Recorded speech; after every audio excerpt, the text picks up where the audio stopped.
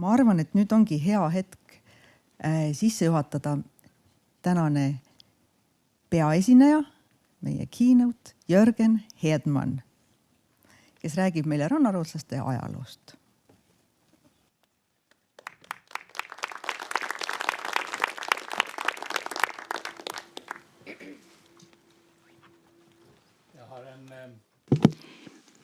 Mul on Vaaremaa, kes kord ütles, sa räägid seda keelt, mida sa oskad. Mina räägin seda keelt, mida mina tahan. Tema rääkis 12 keelt. Ta kasvas üles vene keeles rääkis, ta oli käinud Sankta Katariina tüdrukute koolis Peterburis. Tal oli 6 klassikaaslast Kammalsvensk püüst Ukrainas ja seal oli üsna suur vähemus eesti rootslasi Peterburis. Ma olen üles kasvanud vanaema jutustustest Vladivostokist, kuhu tema paigutati. Need olid meie magama mineku jutud. Mina olen Jürgen Hedman, ma olen tegelenud Eesti-Rootsi ajalooga juba 1980-ndatest. Ma olen Riksföreningen Sverigekontakt Eesti toimkonna liige, Eesti-Rootsi esemete haldajana, mis neil oli Eestist kaasa toodud. Ja samas ma olen ka SOV-s ja Kustpuunis olnud tegev. Ma näen seda suure au ülesandena juhatada sisse see konverents. See on väga tähtis konverents. Kogu see näitus on väga suurejooneline. See on esimest korda, kui on meil kogu ühine Eesti-Rootsi ajaloo ja kultuuri väljavanek ja me näeme seda väga tähtsana. Täna ma võtan teid kaasa ühel reisile läbi 800 aasta. Küsimus on Ida-Rootsi vähemusest. Tegemist on üsna väikese vähemusega Eestis, aga kui vaadata lähemalt kaarti Eesti-rootslastest ja kui meil oleks siin veel ka kaart, Soome-rootslaste kaart, tekiks meil selline muster mustritest ja kolonitest. Ja see pole mingisugune juhus, et kõige tähtsam kaubandustöö keskajal mööda Vene jõgesid Lübeckisse välja läbi Soome lahe oli see kogu keskaja jooksul oli see kõige tähtsam kaubandustöö. Nii et mõlemal pool Soome lahte see ei ole kindlasti mingisugune kokkusattumus või juhus.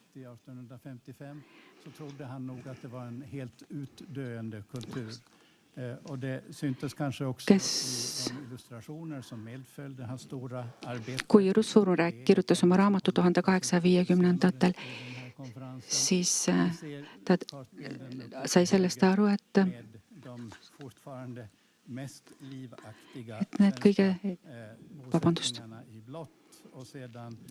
tähtsamad Eesti-Rootsi asustusest on siis kaardi peal näha sinisega ja need punased on juba need, kus on natuke juba rohkem eestlasi tulnud ja roosad need, kus enam peaaegu ei ole rootslasi aastaks 1850-1855. Me võime minna edasi järgmise slaidi juurde ja võime konstateerida, et see, mis Eesti-rootslasi ühendab, on muidugi Läänemeri või Läänemeri, kui me räägime eesti keelest. Ja see on nagu nii-öelda keskpunkt või naba, mille ümber kõik käib. See, et Eesti või et see meri oleks piir, on üsna hiline mõte 19. sajandi lõpus või kas või 20. sajandis, eriti just pärast teise maailma lõppu, kui see oli raudne eesriide, riie. Aga muidu on meri alati ühendanud ja alati olid need kaubandusteed enamasti pigem mööda merd. Palju lihtsam oli kaupu vedada mööda laevadega kui mööda maad. See on olnud viis edasi liikuda. On ka nii olnud, et suurtel linnad on olnud tõmbekeskused, et näiteks kas või Tallinn ja Riia oli metropol kogu Läänemere kaubanduse jaoks ja ka Stockholm. Et on selge, et peamine kõik toimus siis nende kaubateede ümber. Kui me nüüd jõuame Eesti-Rootsi asustuseni, siis me näeme, tegemist on nišiga rahvustiku mustris, mis on Soome lõunaosast ja Eesti poole peal, kus on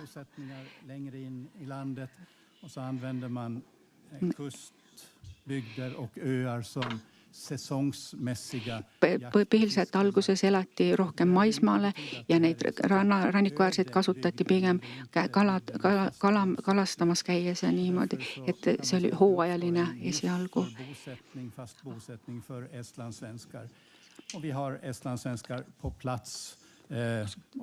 Meil on vähemalt 13. sajandi alguseks on meil vähemalt juba Eesti-rootslased nendel asualadel, mis olid varem ajutised.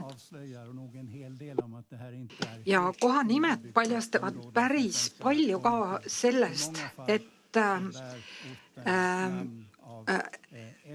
rootslased tulevad siis paikadesse, millel juba on olnud Eesti keelne kohanimi. Püha Olav. Ta saab surma aastal 1030, on mänginud Eesti-rootslaste seisukohalt väga suurt rolli ja sellelt kaardil on ka näha, kus on Püha Olavi kabelid või kirikud, pikirannikud ja kus on olnud Eesti-Rootsi asustus, on siis Pühale Olavile nimetatud kirikud, pikirannikud ja need asuvad kõik rannarootslaste asualade lähedal, nii et Püha Olav on mänginud väga olulist rolli Eesti-rootslastele, alates siis Tallinna Oleviste kirikust kuni väiksemate kabeliteni Eesti-rootslaste asualadel. Ja see, mis on teada Eesti-rootslastest, on siis alati nimetatud kolmeks Rootsi maaks, mis on siis Vormsi, Noa-Rootsi ja Eiland. Ja see on siis see ala, mis jääb Vormsi ja ka Noa-Rootsi vahele, mis on siis ütleme ranniku ja saare vahel. Sellel ajal oli ju ka Noa-Rootsi saar. Ja arvatavasti 13. sajandil sinna asustus tekkis, kuigi on märke ka sellest, et see võis ka olla varem. Ja Haapsalu seadustes on juba aastal 1294 pärimisreeglid rootslaste jaoks kirjas, mis viitab sellele, et Haapsalus on olnud juba tollel aastal siis rootslasi, kes on lahkunud sellel aastal ja seetõttu on ka pärimisreeglid kirja pannud, mis võimaldab meil öelda, et küllap on asustus, rootsikeelne asustus olnud seal ka tugevalt enne 1294. aastat. Nüüd siis Ruhnu saare puhul Kuramaa piiskop aastal 1341 räägib siis rootslastest ja nende nendele privileegide andmisest oma kirjas, mis samuti viitab sellele, et seal on olnud asustus ja maakasutus varem mõndagi aega. Siis tekivad ka maaostud, Laoküla ja ka Pakri saarte maaostud. Seal on ka nimepidi teada, kes need ostjad olid ja mis nimelisi kohti nad ostsid. Suur-Pakri on kuulunud Padise maale ja siis Vakusele ja ka Laoküla, kust samuti hiljem osteti rootslaste poolt maad juurde.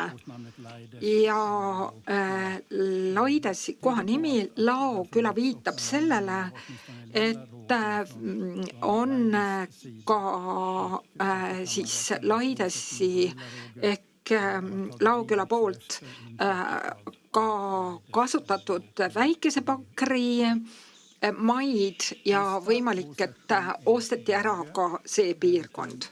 Siis see järgmine rootslaste asuala, mis on Hiiumaal, pärast aastat 1328, mis on siis saare lääneosas, siin on maa kerke tulemusena tulnud maid juurde ja eestlastele küllalt hästi tuntud aastanumber 1343, ülestõusu aasta, siis tekib veel juurde asunikke sellesse piirkonda ja 1470, kui saadakse ka privileegide kiri piiskopilt, kõik see viitab igatahes sellele, et tegemist on kahe kõige põhjapoolsema Vakusega või haldusüksuse või maksuüksusega rootsikeelsetele elanikele ja järjest kasvab juurde ja laieneb ka rootsikeelne asuala, mis tähendab seda, et Eesti rootslastele on see olulise tähendusega ka tulevikus. Siis järgmine oluline moment Eesti rootslastele on need otsused, mis võetakse vastu Eesti juhtivate jõudude poolt ja piirangute osas 1498 siis Harjumaa-Virumaa piiskopkonda, Saare lääne piiskopkond, Saksa ordu piirkonnas 1508. Seal on nendes otsustes öeldud niimoodi, et kõiki rootslasi, kes kolivad neile määratud aladelt ära, koheldakse Eesti pärisorjadena, mis viitab sellele, et ei soovita, et Eesti rootslaste alad laieneksid sellel perioodil ja see küllap oligi siis Rootsi kolonisatsiooni tippaeg oluline Eesti rootslaste jaoks ja see võib-olla on ka tähendanud seda, et need olid piirkonnad, mille staatuse üle arutati, ka hakkasid kaotama oma tähendust Rootsi aladena umbes sellel ajal. Aga oli ka aeg, kui rootslaste olukord paremaks läks, nimelt Rootsi vallutuse järgselt. Me võimegi tegelikult rääkida Rootsi vallutused, mis on siis Harjumaa, Virumaa, mis liideti Rootsiga 1560, ka Läänemaa, siis vallutati hiljem taanlaste poolt ja seepärast Saksa ordud nähti ka siis vaenlasena ja Rootsi krooni alla läks selle tulemusena siis osa Eestimaast. Rootsi kroonil Rootsi riigil ei olnud tollel ajal rahalisi võimalusi ja tasustada inimesi, kes töötasid Rootsi jaoks ja seepärast valiti tasustamismeetodina see, et need, kes Rootsi poolelt osalesid sõdades, said tasuks Läänemaad. Ja ka see mängis hiljem olulist rolli Eesti rootslaste vaatevinklit, sest nad maksid makse nii Saksa ordule, Saksa orstu mõisatele, näiteks Keilas või ka saarte peal ja maksti siis Hiiumaa Saare-Lääne piiskopile oma makse. Kõik see on mänginud olulist rolli tuleviku vaatevinklist. Ja muidugi sellega seoses ka tekib erinevaid kohtuprotsesse juba 1580. aastatel. 1685. aastal võetakse vastu otsustav kohtuotsas. Tema kuninglik majesteet ei usu, et krooni talupojad oleksid müüdud igavesse päris orjusesse, seetõttu leiab tema kuninglik majesteet, et igapäevaste teotööde osas ei tohi talupoegadelt nõuda enamat, kui on ette nähtud kuninganna Kristiina 1650. aastate kirjades ja samuti lubatakse neil vabalt liikuda ja maalt lahkuda. Ei ole tarvis siis tingimata Eestisse jääda, aga kui ollakse harjunud sellega, et elatakse samas kultuuris, siis lahkuda näiteks Tallinnasse või mujale, seda küll tehti, aga enamus elanikkonnast siiski jäi paikseks tollel ajal. Kui nüüd mõisaomanikud Eesti aladel asusid kosume kasvama, siis parimad saavad Rigulis, Klottarpis, Suttelpas luuakse ühesõnaga mõisad nendel perioodidel ja need tekivad nii saartel kui ka Noarootsis, mandril, Pürksis ja mujal. Ja see kõik tähendab seda, et siis majandus tugineb mõisamajandusele ja kuigi paberi peal on talupojad vabad, siis ei saa kuidagi öelda, et talupojad oleksid sõltumatud mõisnikest.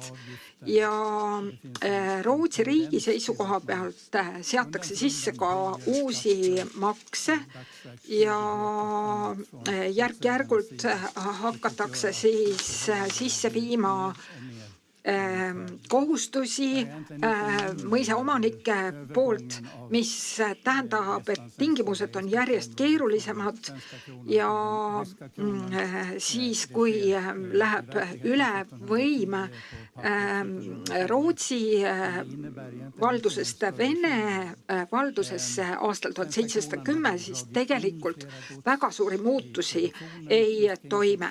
Ja reduktsioon toimus küll aastal 1690–85 umbes ja õiguslikud protsessid kestisid endiselt edasi. On ka üks inimene, Kitas Irja, kes 10 korda käib protesteerimas kuninga juures, mida, et kaevata kuningale, aga see kõik lõpeb piitsutamisega ja ta lõpuks aastal 1685 lihtsalt põgeneb metsa ära ja keegi temast seejärel midagi ei kuule. Järjest keerulisemaks muutab kõik ja Püüsholm ja teised külad Vormsi saare peal, ka Vihterpalus järk-järgult kaotatakse oma vabadust. Öeldakse lihtsalt seda, et need vabaduskirjad, mis teil on lihtsalt võltsingud ja et need kopeerivad Suurpakri talunike vabaduskirju ja et kui te soovite kohtusse minna, siis tuleb ette lugeda need kirjad ka eesti keeles ja rootsi keel järk-järgult kaotab oma tähendust. Ja Rootsi Kõrgessaare talupoegade jaoks lõpeb see sellega, et nad saadetakse Hiiumaalt ära aastal 1781. Kui nüüd vaadata rootslaste olukorda, siis võib ka tsiteerida parun Stackelbergi poolt öeldud Vormsil saarelt. Mul on nende kahjurite vastu sügavaim vastumeelsus ja ma teen kõik, mis minu võimuses, et nad täielikult hävitada, kuid seni annan neile ma rentniku, kes nende endi tulevase heaolu nimel peksab neist pahatahtlikkuse välja. Ja siis Pürksi mõisnik kirjutab niimoodi, et eeldades, et rootslased lõpuks siiski vabaks kuulutatakse, laseksin ma nad kohe lahti, sest ei taluks oma mõisates ühtegi vaba talupoega. Ja nagu teada, siis Hiiumaalt ka saadeti Ukrainasse talupojad välja. Nii et kuulutatakse siis Vihterpalu rootslased mitte vabadeks ja mujalgi lõpuks lõpeb see olukorraga, mis on keeruline Eesti rootslaste jaoks, tõstetakse ka makse ja see, mis teeb asja keeruliseks, on ka 25-aastane siis sõjaväeteenistus tsaari ajal ja seal ju toimub see ka loosimise kaudu ja selle abil ka mõnikord saadetakse mitte soovitavaid inimesi 25 aastaks Vene kroonut teenima, saadetakse sageli ka kaugel. Elmar Nüümann, mu hea sõber, rääkis, et tema vanaisa oli ka kohanud mõningaid inimesi, kes 25 aastat olid Vene riiki teeninud ja kui neid oli küsitud, et kuidas see läks, siis nad olid ainult nutnud. Ja siis kuna ei soovitud riskida sellega, et võidi sattuda Vene kroonusse, siis ka põgeneti ja mitte ainult ei põgenenud mehed, vaid ka noored perekonnad, õed-vennad ja need põgenemised toimusid juba alates 1795. aastast, kui selline sõjaväekohustus kehtestati Venemaal ja hiljem see veelgi aktiviseerus ja kuni aastani 1805 oli see siis peamiselt Soome, kuhu põhineti. Pärast seda enam mitte. Siis oli see riskantne, aga mindi Roslagenisse, erinevatesse piirkondadesse, tõmbas ka Stockholm kui suurlinn, Gotland muidugi, ka Uusimaa ja Turupiirkond ja Ahvenamaa. siis Soomes eriti põgenetigi sinna ja võib ka konstateerida seda, et ei ole väga lihtne neid põgenemisi uurida, sellepärast, et inimesed ka vahetasid nimesid, kui uuriti nende kadumist ja seetõttu põgenemised järel ka vahetati nimetist. Siis kaotati ju pärisorjus Eestis aastal 1816, mis tähendab seda, et paberi peal olid justkui kõik vared, aga rootslaste vaatevinklist see eriti mitte midagi ei muutnud. Nad justkui oleks saanud uuesti vabaks, aga abielulepingutes just peegeldus üsnagi selgelt see, et vähem abielluti Pakri saartelt maismaale, sellepärast, et ei oldud enam kindlad, milline staatus, kas muutub staatus nendest inimestel, kes abiellusid maismaale ja näiteks on siis siin üks väljavõte ühest Rootsi ajalehest, kus siis sulane Johan Mihelsson Ahlgren, kes aastal 1838 jõudis Rootsi, aga pärit on ta Eestist ja soovib siis abielluda seal. Seejärel tuleb see aeg, kus nii-öelda avastatakse Eesti rootslased. Pastor Eikman Ruhnult ja Karl Russvorm kirjutab raamatu Eibo Folke aastal 1855. Just läbi Russvormi raamatu Eibo Folke tekib võrgustik inimestest, kes on huvitatud Eesti rootslastest, Russvorm Haapsalust, August Suulman, kes on Aftonbladeti peatoimetaja, siis kuningliku raamatukogu pearaamatuhoidja Arvidsson Rootsist. Üks väike selline võrgustik, kes omavahel hoiab sidet, et aidata Eesti rootslasi mitmel erineval viisil. Näiteks selleks, et saada Eestis surnud sugulaste pärandit kätte Rootsis. On üks sündmus, mis mängib väga suurt rolli, mis on nii-öelda kaebavate talupoegade delegatsioon aastal 1861. Natuke naiivne plaan pöörduda Rootsi kuninga poole oma siis kaebustega ja need on siis Vormsi talupojad, tegelikult ei saa nad mitte mingisugust kaitset ja mõned aastad tagasi hiljem põgenesid ka ära päriselt Rootsi, aga see on esimene foto Vormsi rootslastest aastal 1861. Ja siin on ka minu hea sõbra Jonathan Lindströmi üks esiisadest ja tal on natukene vigastatud käsi ja neil paluti ka juuksed natukene lühemaks lõigata, kui nad kaebama läksid ja neid on siis korrastanud oma välimust.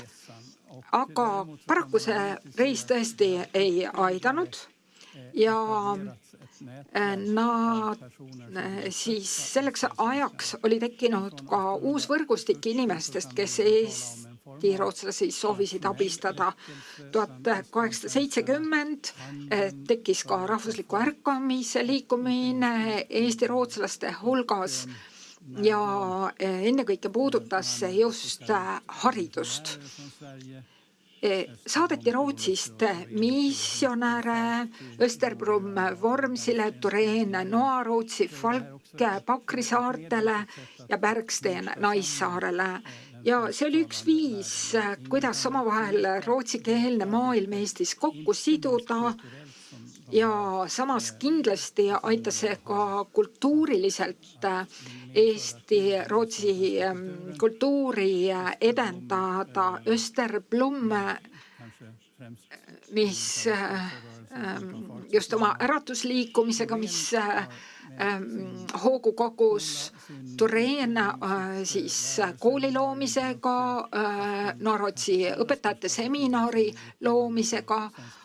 Temal oli väga suur tähendus Rootsi rahvakoolide õpetajate koolitamisel ja ka Eesti-Rootsi äratusliikumises ning rahvusliku ärkamise liikumises. Enne seda ei olnudki midagi sellist olemas, mida oleks nimetatud Eesti-rootslased. Räägiti Hiiumaa elanikest, Rootsi elanikest, Vormsi elanikest ja isegi külade vahel. Näiteks kui Borby rahvas kiriku juurde liikus, seal vahel oli Reelby, veel üks küla, siis selle küla inimestel ei meeldinud, et nii-öelda võõraküla rahvas läbi liigub. Aga nüüd siis hakatakse nägema, et on olemas alus Eesti-Rootsi identiteedile ja see oli tõesti väga spetsiifiline. Ja siis alates 1919. aastast oli see väga ilmne. Rahvakool, põllumajandusrahvakool loodi Pürksis, samuti siis Haapsalus keskkool aastal 1931 ja hakati nägema uusi koolitusvõimalusi. Samuti tekkis ühtehoidmine rootsikeelsete inimeste vahel Eesti Vabariigis iseseisvusperioodil ja öeldi, et tõepoolest me tahame olla rootslased. Ja on üks kuulus Eesti rootslaste pöördumine Rootsi suursaadiku poole, läim suursaadik asus Petrogradis aastal 1918, kus öeldi seda, et me ei soovi sulanduda teiste rahvastega, vaid me soovime jääda rootslasteks ja me soovime ka, et meid toetataks ja kaitstaks selleks osas, et oleks tagatud kaitse ja võib-olla sooviksime isegi autonoomset piirkonda, umbes nagu Ahvenamaa piirkond Soomes, ehk teiste sõnadega me soovime oma kultuurilist autonomoomiat. See oli sellel ajal juhtmotiiviks rootslastele sellel ajal ja ka poliitiliselt muututi aktiivseteks, loodi Rootsi Rahvaliit ja sellel ajal ka liituti Saksa parteiga, et luua mingeidki võimalusi saada valitud tolleaegsesse parlamenti.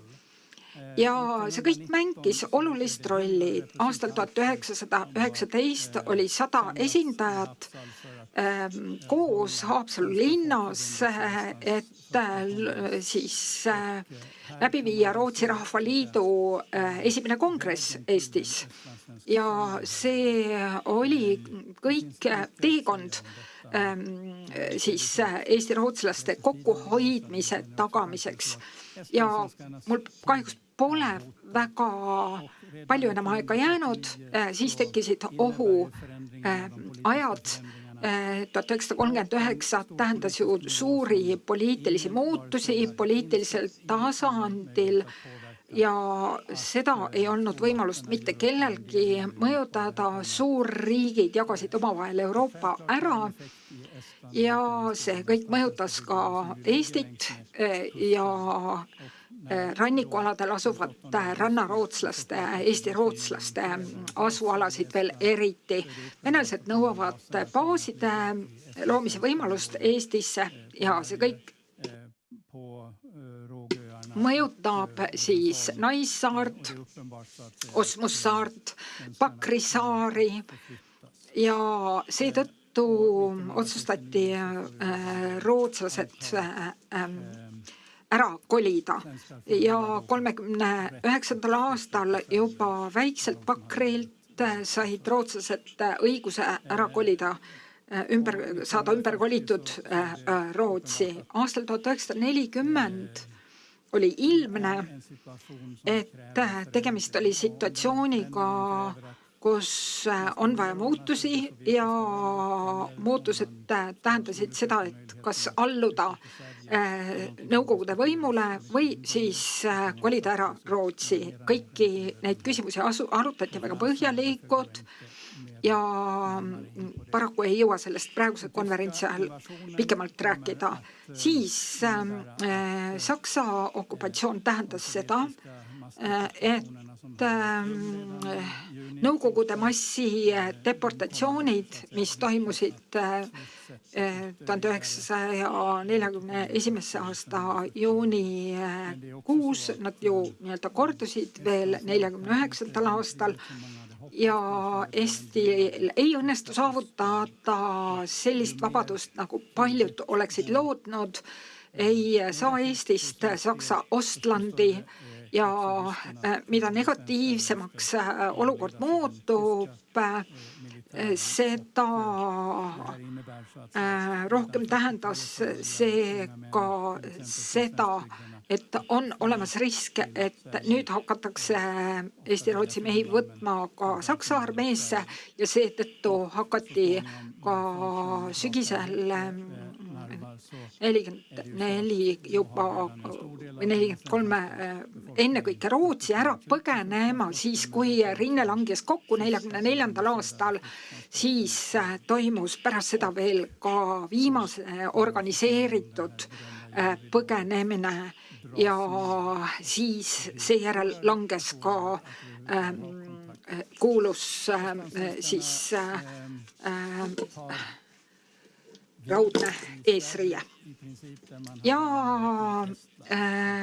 seejärel põhimõtteliselt rannarootslased olid Eestist lahkunud, ka hoitakse alles oma kultuuri, antakse välja ajakirja Kustboon, on olemas Rootsi kultuuriühing ja räägitakse siis kultuurust, Rootsi säilitatakse teadmisi Eesti rootslaste varasemast elust ja püütakse muidugi ka säilitada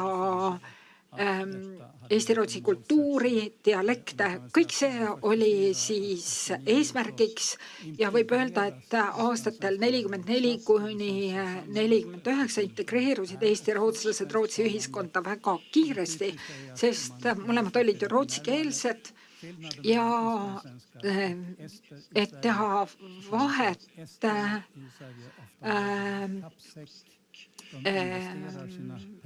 mis on vahe Eesti-rootslaste ja eestlaste vahel, siis kirjeldati seda niimoodi, et eestlased olid alati valmis edasi põgeneda näiteks Kanadasse või mujale, aga rootslased olid otsustanud Rootsi paigale jääda. Ja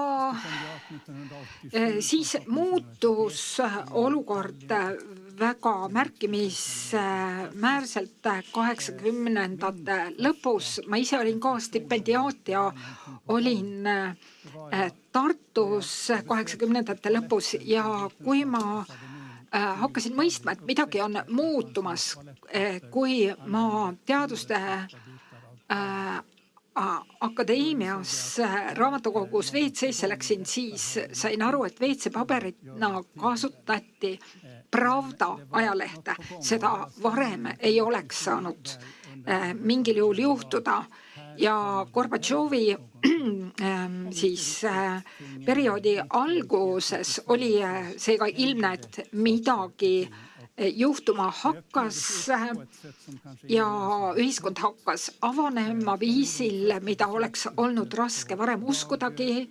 Ma käisin esimest korda Hiiumaal Rootsi raadioesindajatega juba 89. aastal, siis olime juba nädal aega Tallinnas. Rootslastel varem Hiiumaa külastamine ei olnud üldse võimalik. Eesti Raadio korraldas asjad nii, et me saime ka käia Kärdlas. Ja et see üldse oli võimalik korraldada, oli väga eriline ja mingeid probleeme ei tekkinud. Me käisime siis Kärdlas, mitte Hiiumaal laiemalt ja tegime siis raadiosaateid 3 tükki sellest külastusest. Aga nüüd lähen üles oma ettekande teise osa juurde. See on teema, mis minu südamele on eriti lähedane. See on gammalsvensk by Ukrainas. Siia jõudsid välja Hiiumaa rootslased aastal 1782 pärast seda, kui neilt Hiiumaalt ära küüditati.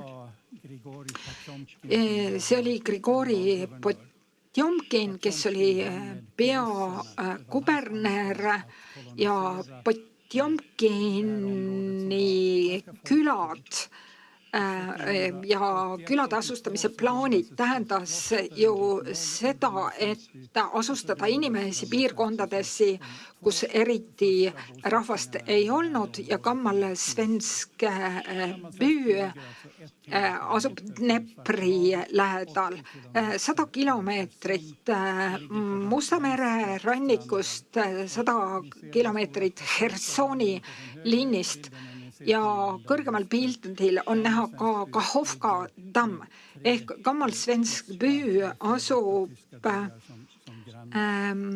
siis 3 saksa küla naabruses.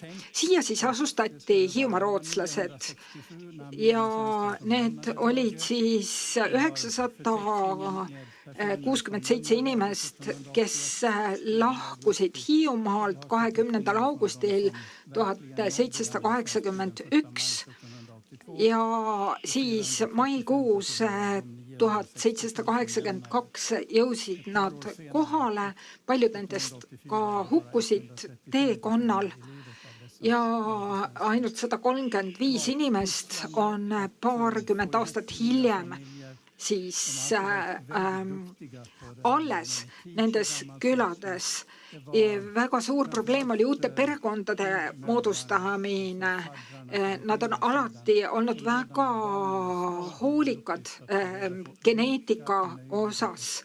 Oli väga keeruline rehkendus välja nuputada, milliseid potentsiaalseid partnereid üldse leida üksteisele, nii et need ei oleks väga lähedased sugulased. Siis 1789 siis oli juba loodud Rootsi koloonia, nagu sellelt kaardilt on näha.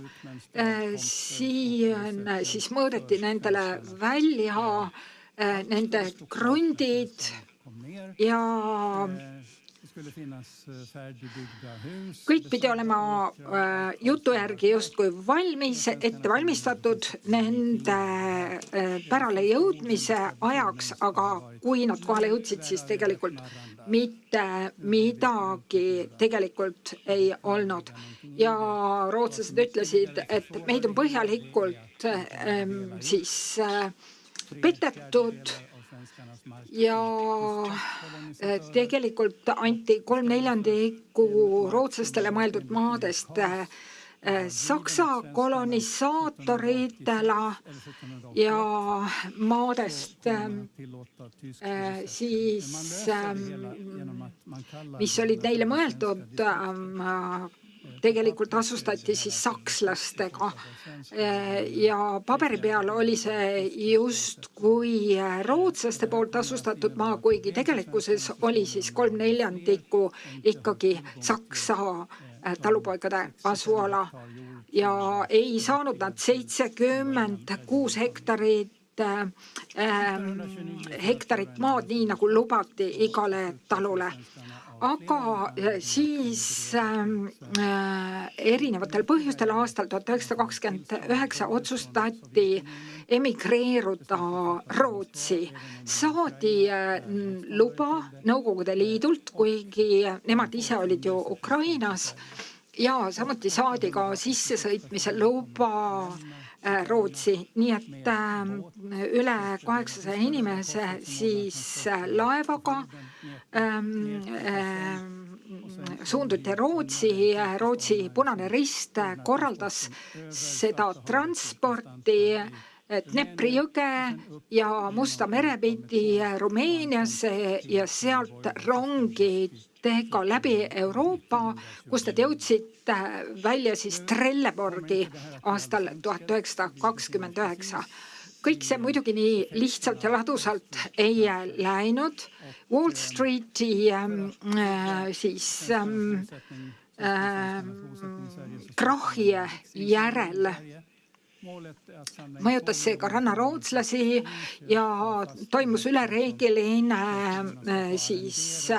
raha kogumise aktsioon Rootsis, et Svensk Vibunat Ukrainast tulnud põgenikud saaksid endale soetada mingit vara, aga majanduslik tegelikkus ikkagi jõuab neile järele, osad sõidavad edasi Kanadasse ja novembris, kui juba olukord on võimatu, siis otsustab 3 suurt perekonda tagasi Ukrainasse kolida. Ja kõik see mõjutab niimoodi, et Ukrainast tulnud rootslastel on raskem osta endale kinnisvara, ka raskem endale haridust hankida ja üldisene suhtumine neisse on väga negatiivne ja kokku 240 inimest sõidab siis perioodil 29–31 3 jaos tagasi Ukrainasse ja Rootsi kommunistid toetavad seda ja nad loovad siis Rootsi kommunistliku partei toetusel kolhoosi Ukrainas. Ja 42. aastal siis vallutavad selle küla sakslased ja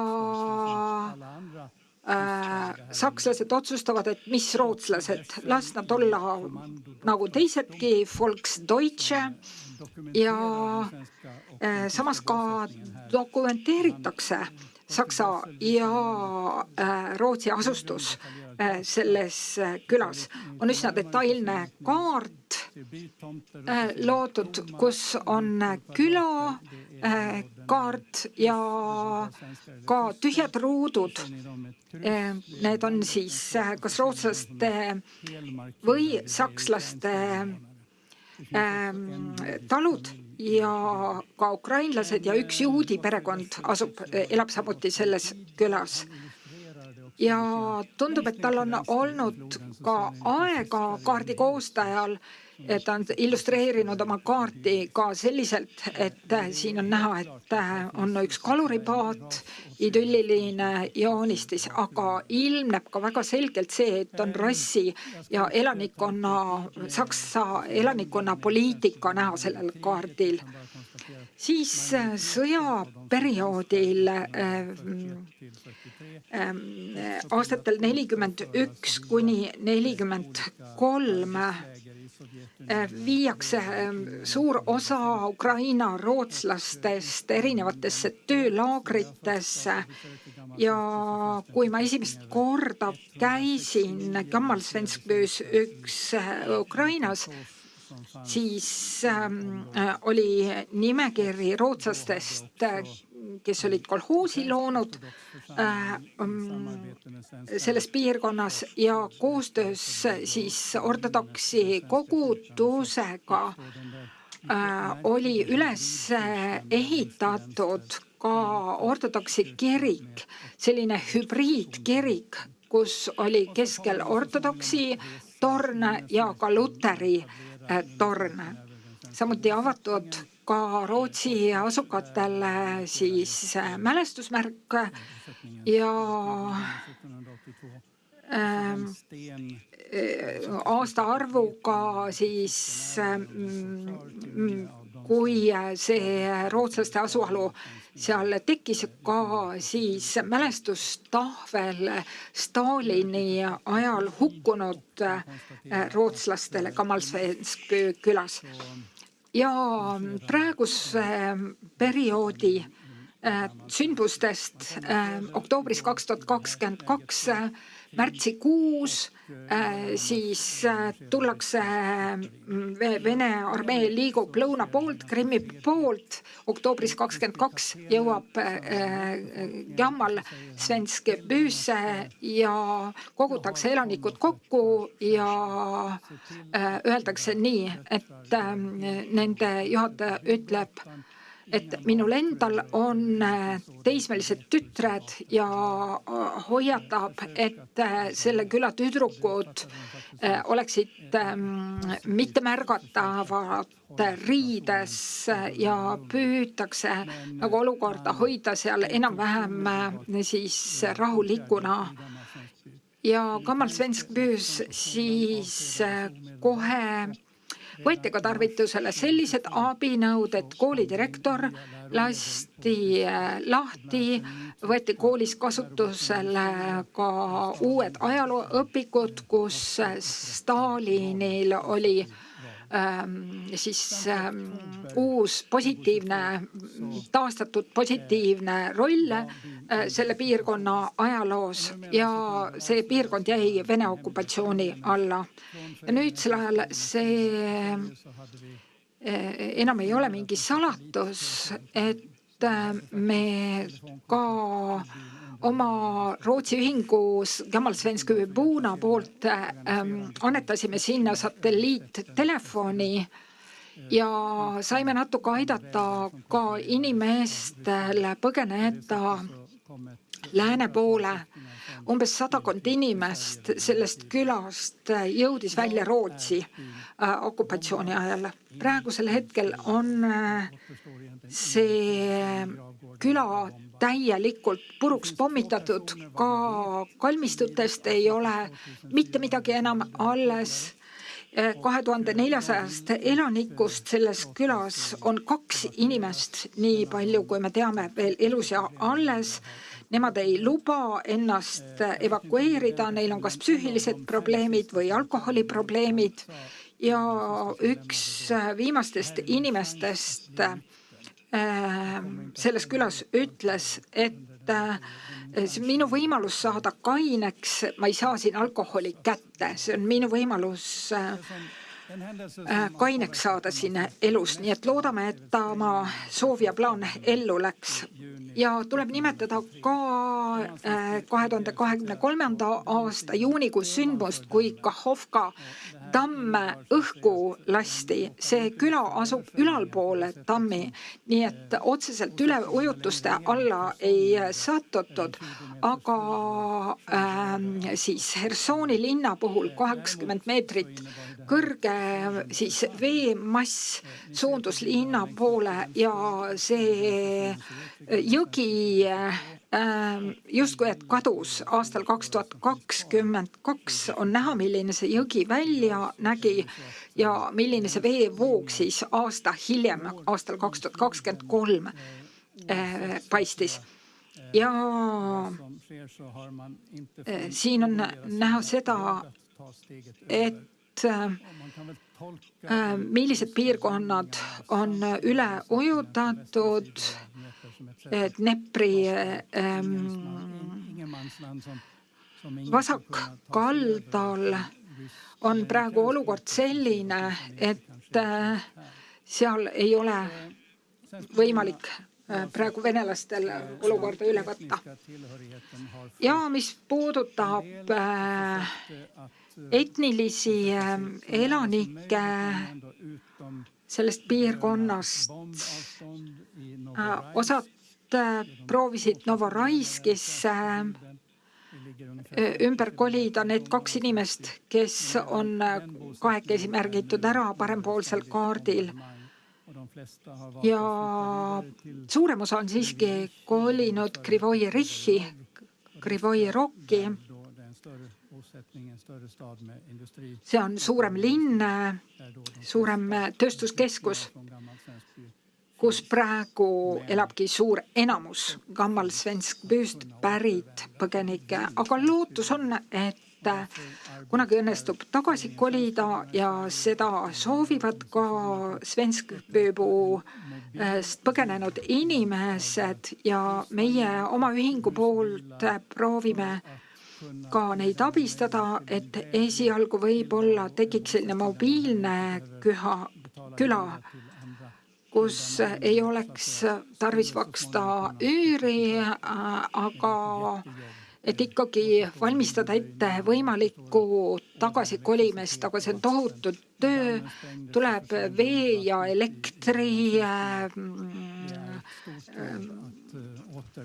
varustus taastada, miinidest puhastada piirkond, aga küsitlus just paar nädalat tagasi näitas selliseid tulemusi, et inimesed tahavad tagasi kolida. Muidugi on küsimus, kas noored seda kavatsevad teha, sest tööd seal ei ole, vanemad inimesed muidugi, aga nüüd on siis läinud juba 4 aastat aega sellest üleujutusest, võib-olla keegi on õppima hakanud, leidnud töö või leidnud partneri ja ei ole teada, kuidas selle väikese kannatanud küla saatus kujuneb seal Dnepri jõe kallastel. Sellega ma ka lõpetan, kui te soovite rohkem teada, siis on olemas raamat Gammal Svenskbys, sellel suvel ilmub see ka inglise keeles ja Föreningen Svenskbyborna on Facebooki lehekülg, seal on ka inglisekeelne siis informatsioon olemas ja sellega ma ka lõpetaksin. Tänan.